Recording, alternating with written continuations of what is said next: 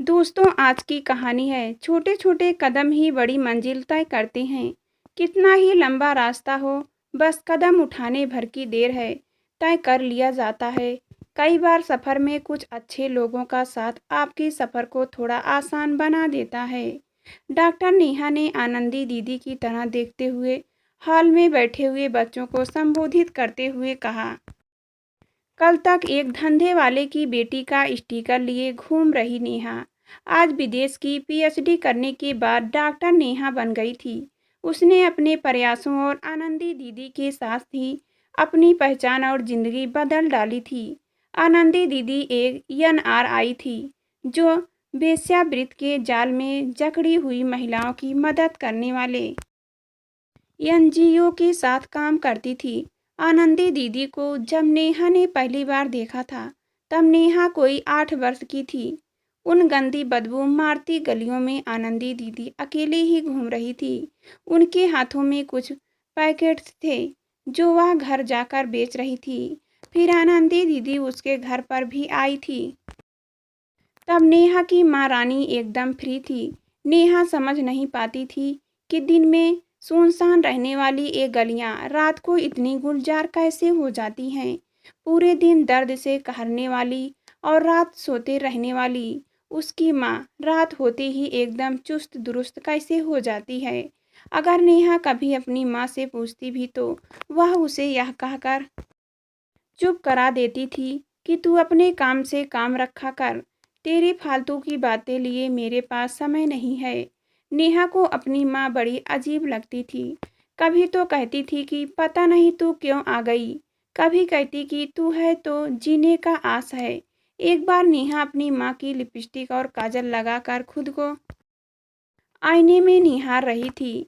तब माँ ने उसे बहुत मारा था। माँ मारती जा रही थी और कह रही थी कि तुझे पेट काट काट कर स्कूल भेज रही हूँ ताकि मेरी जैसी जिंदगी ना जीनी पड़े, लेकिन तुझे तो दुष्ट ही बनना है। उस दिनों माँ नेहा को मार ही डालती, वह तो बगल की पिंकी आंटी ने उसे आकर बचा लिया।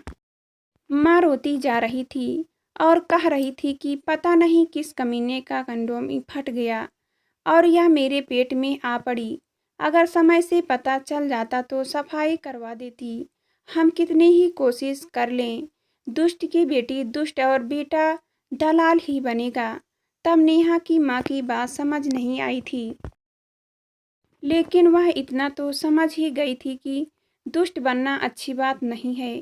उसके स्कूल में भी तो बच्चे उसे कई बार दुष्ट की बेटी कहकर चिढ़ाते थे और कोई भी उससे दोस्ती नहीं करता था।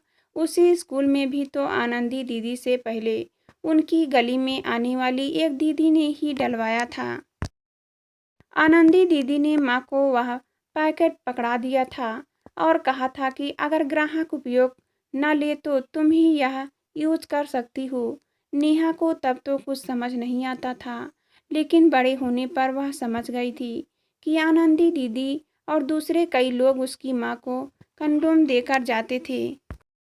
आनंदी दीदी ने नेहा से भी बात की थी। पढ़ाई करती हो? आनंदी दीदी ने पूछा।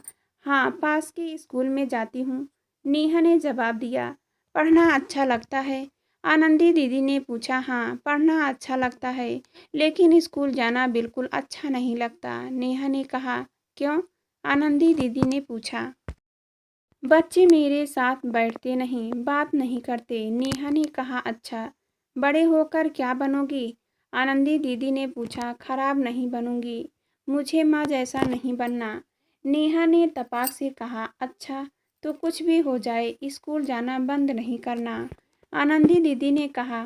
फिर आनंदी दीदी अक्सर ही उस बदनाम गली में आती थी। वह सभी औरतों और बच्चों से बातचीत करती थी। उन्होंने कुछ और बच्चों को भी स्कूल में डलवा दिया था।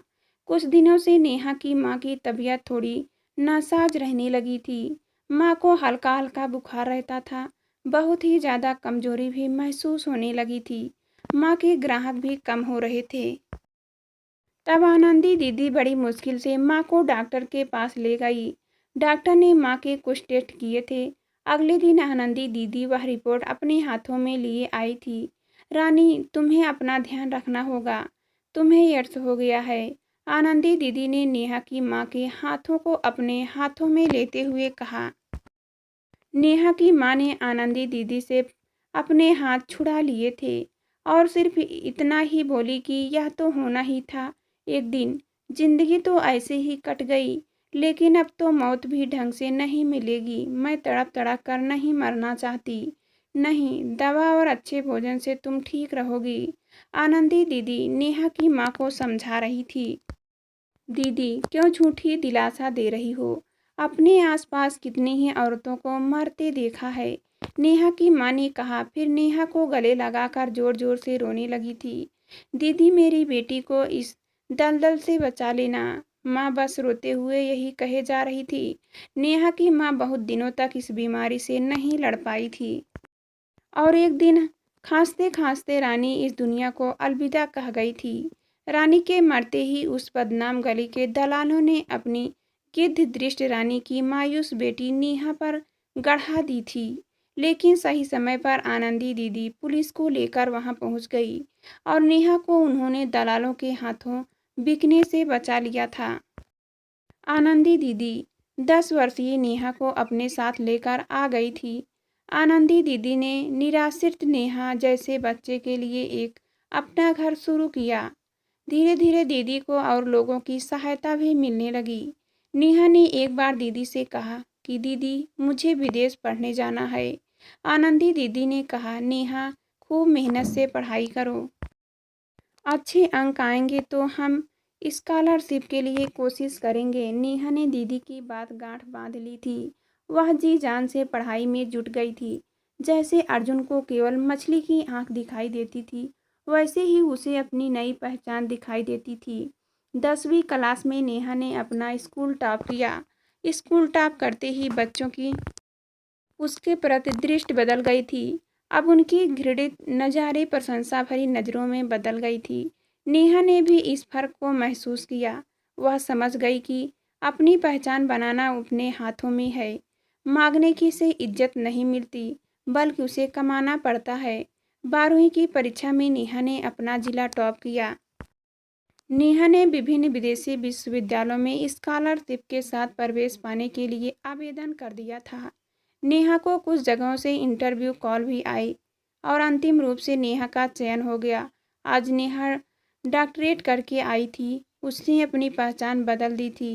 वह अपनी माँ जैसी नहीं बनी थी।